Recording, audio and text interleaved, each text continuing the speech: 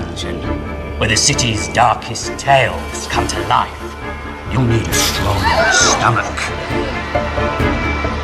nerves of steel, a convincing alibi, guilty, and of course, a taste for fun, thrills, and adventure.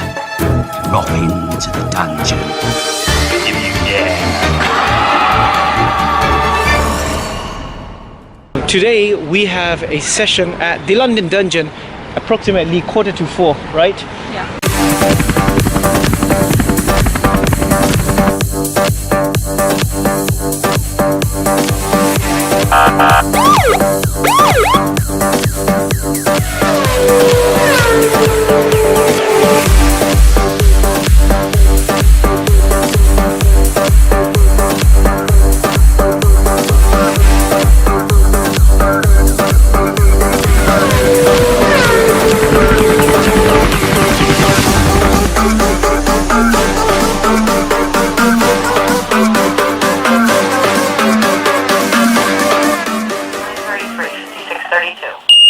Hello and good afternoon. You're watching another video from the Hayati channel where we review theme parks, attractions and fun adventures.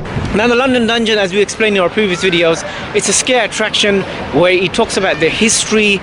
So depending where you go, if you go to Blackpool, it's going to talk about the history of Blackpool. London is going to talk about the dark medieval history of London, going back to 1,000 years old.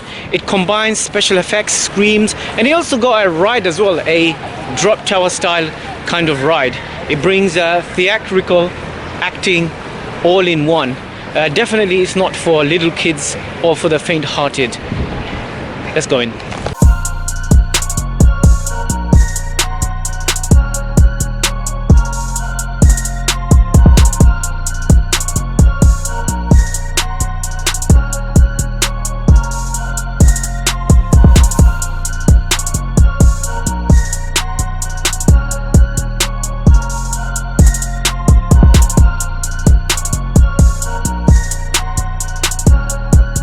This big building here houses quite a lot of attractions. So if I zoom in, then you can see that here is London Dungeon. Next to it is Shrek's Adventure, and next to it is Sea Life, and then next to it is Namco Arcades.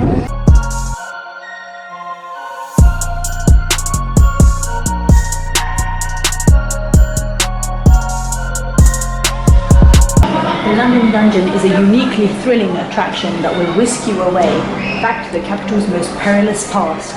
See, hear, feel and smell the chillingly amusing characters of the bad old days as they come to life before you.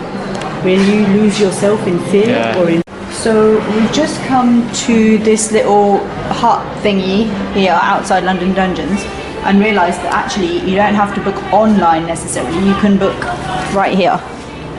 So you can select whether you want London Dungeon plus 1 attraction, 2 attractions, 3, whatever on here, and book it there for the same price that you'd be able to book it online. Interesting. So we just came out from London Dungeon and the time is around 5:05 in the evening. What did you think of it? I thought it was very similar to Blackpool Dungeons, even though the stories here relate to London rather than Blackpool.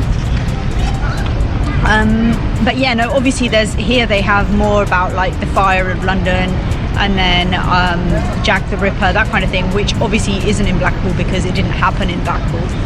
But generally, overall, it is a similar style. But yeah, it was good. What was your highlight, would you say? What was your favorite thing inside? Jack the Ripper was definitely the most fun kind of one. Fun, scary, I don't know what you want to call it. So they have many interactive things. They got a mirror maze, which Blackpool didn't have. They got a drop tower ride, which Blackpool of course had, and they had a turning, twisting kind of bridge, which we see in Ripley's. So they got more interactive additions in there. I don't remember seeing that. But overall, I think the acting was really good for most part, even though they probably do that 100 times a day. But I think they didn't. It didn't feel like they just went through the motion. You know, the storyline was very good. If you're the nervous introvert type, London Dungeon is really not for you, because what they do is they put you on the spotlight and pick you like you're the guinea pig, and sometimes they make fun of you. Of course, this is part of the experience. There's nothing personal. They make fun of you. They may make fun of you. This is part of the experience. If you don't like that kind of type, London Dungeon is really not for you. The other thing is they throw water on you as well, I realized, even though I didn't see any warning about this. So some of the rooms that you go in, they might throw water based on the story. Special effects were good. I mean, smell, the fire, they used the medieval type of in smell the as well. London Bridge fire, there was definitely, you had all the flooring, like there was red heat coming up through the flooring, you had lots of smoke, and just in all of them there was quite a lot of, there was water thrown in some, there was just, they had a lot of different things. Again, personally, I wouldn't just go for a standalone buy ticket just for that. I would, if I'm going to do that, I'm going to make sure I combine it with other million attractions here, such as the Shrek's Adventure, the London Eye, Sea Life, etc. Social distancing was really well. I think the member of staff were very strict when it comes to social distancing. They designate you a spot to stand if you come in a group. For example, we had to stand in the idiot village, or village idiot, something like that. Although we couldn't consistently stick to that at all times. So I forgot to show you, this is the photo pass that they give you after you have taken a green screen photo. Basically, the type of photos they take you is, of course, behind a green screen, and they give you an axe to hold, and one of you pretends to cut the head of the other person. Right at the end of your experience, you hand this ticket in, and they will produce for you your standard Merlin photos. I'm gonna give this London Bridge a 7 out of 10. What about yourself?